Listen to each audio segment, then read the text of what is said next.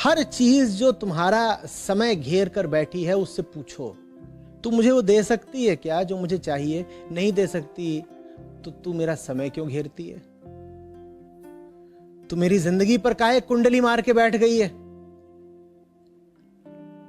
तू इतना समय खाती है मेरा, उससे मुझे मिलता क्या है?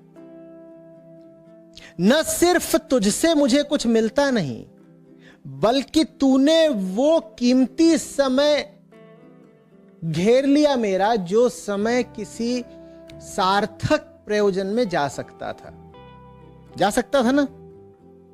और उस समय को तू ले गई, पता भी नहीं चलता, समय तो ऐसे बीतता है। रेत फिर भी अगर उंगलियों के बीच से फिसले तो थोड़ा सा तो एहसास होता है ना कि हाथ से कुछ फिसल रहा है। जब समय बीतता है तो लेश मात्र भी एहसास नहीं होता कि कुछ फिसल गया, उंगलियों के बीच से कुछ निकल गया, लौटेगा नहीं वो। गिरी हुई रेत तो दोबारा भी उठा सकते हो, बीता हुआ समय नहीं लौटा सकते। संसार का काम है तुम्हारा समय खाना। संसार का कुल काम इतना है, वो तुम्हारा समय खा जाएगा। और दोष भी अपने ऊपर नहीं लेगा कि उसने समय खाया, वो कहेगा तुम ही तो आए थे हमारे पास। और बात सही है। मोबाइल तो नहीं उठ करके तुम्हारे हाथ में आ जाता, ना स्क्रीन तुम्हारी आंखों के सामने आ जाती है। तुम जाते हो ना अपने हाथों से मोबाइल को उठाने, इंटरनेट उसमें चालू करते हो, फिर अपने पसंद की ऐप दबाते हो, ये सब करते हो। वो बिल्कुल घातक नहीं है, बस वो एक छोटा सा काम करता है, तुम्हारी जिंदगी खा जाता है। अब इसको तुम छोटा नुकसान मान लो चाहे बड़ा। कोई आके तुम्हें छुरा मार दे तो तुम कहते हो हाय हाय इसने मेरी जान ले ली, इसको जेल में डालो, इसे फांसी की सजा दो, है ना। और ये जो संसार है पूरा, वो तुम्हारी जान तो नहीं लेता पर जिंदगी ले लेता है। कोई नहीं कहता इसको सजा दो। सजा क्या देनी है? हम तो आशिक हैं उसके, हम तो मुरीद हैं उसके, हम तो कायल हैं उसके, फैन हैं उसके, हम तो भिखारी हैं उसके सामने। कुछ दे दे, कुछ दे दे।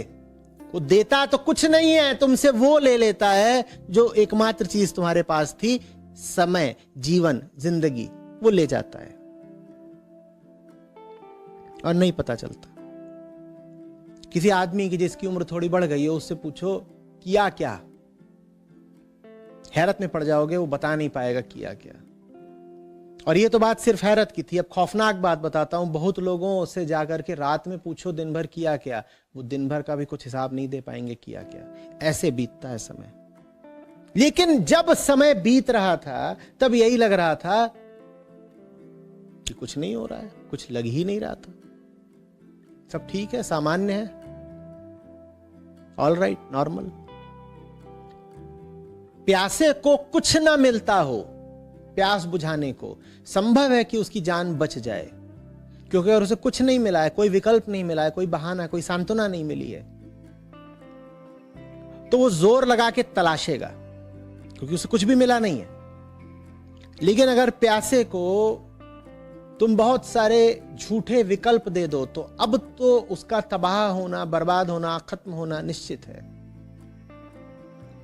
वो उलझा रहेगा उन्हीं विकल्पों में, और उससे अगर किसी तरह ये पता भी चला कि इन विकल्पों से उसकी प्यास नहीं बुझ रही है, तब तक वो बहुत समय खो चुका होगा, मामला और गंभीर हो चुका होगा। अब अगली बात समझना, भूलों में भूल।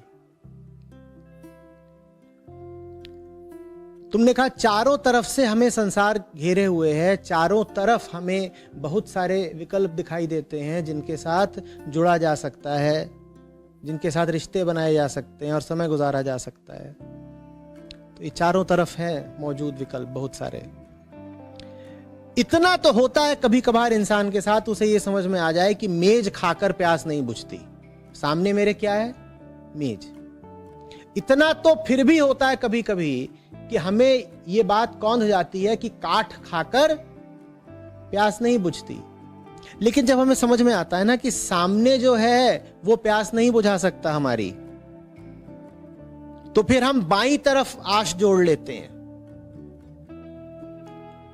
फिर हम आशा बांध लेते हैं बाईं तरफ वाले से। अच्छा, मेज से धोखा मिल गया, देखा मैं कितना होशियार हूं, मैंने पकड़ लिया कि मेज से प्यास नहीं बुझ सकती, तो अब मैं क्या करूंगा, मैं जाऊंगा और अपना समय देने लगूंगा बाईं तरफ वाले को।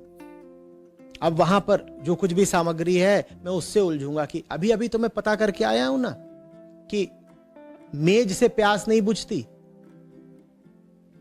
तो मैंने ये नया तरीका निकाला, अभी हाँ बुझेगी, देखना, देखो मैं होशियार हूं, अभी अभी एक धोखा हो रहा था, उस धोखे से बचकर आया हूं। चूंकि मैं होशियार हूं इसीलिए अब मैं जहां पर उम्मीद रख रहा हूं उस जगह पर मेरी उम्मीद जरूर पूरी होगी। और फिर अगर वहां भी चोट मिली तो फिर मैं कहूंगा जरा पर्दे से आशा रखते हैं। तो बदल बदल के तरीके से हम कोशिश करते रहते हैं। एक तरफ निराशा मिलती भी है तो दूसरी तरफ आशा बांध लेते हैं। हम निराश होते भी हैं तो संसार के किसी एक पक्ष से निराश होते हैं, संसार मात्र से निराश नहीं होते। अगर हमें 4 लोग हैं धोखा देने वाले तो हम उनके साथ मेरी गो राउंड खेलते हैं। जब एक से धोखा खाएंगे तो दूसरे की शरण में जाएंगे, जब दूसरे से खाएंगे तो तीसरे की शरण में जाएंगे, फिर चौथे की, फिर चौथे से भी खा लेंगे तो फिर पहले का नंबर आ जाएगा वापस।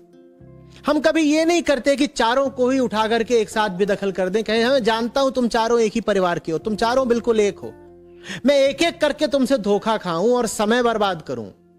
इससे अच्छा है कि मैं तुम चारों को ही बाहर किए देता हूं। वो हम कभी नहीं करते। हम क्रमवार धोखा खाते हैं, जिसे कहते हैं ना टर्न लगा करके कि हाँ भाई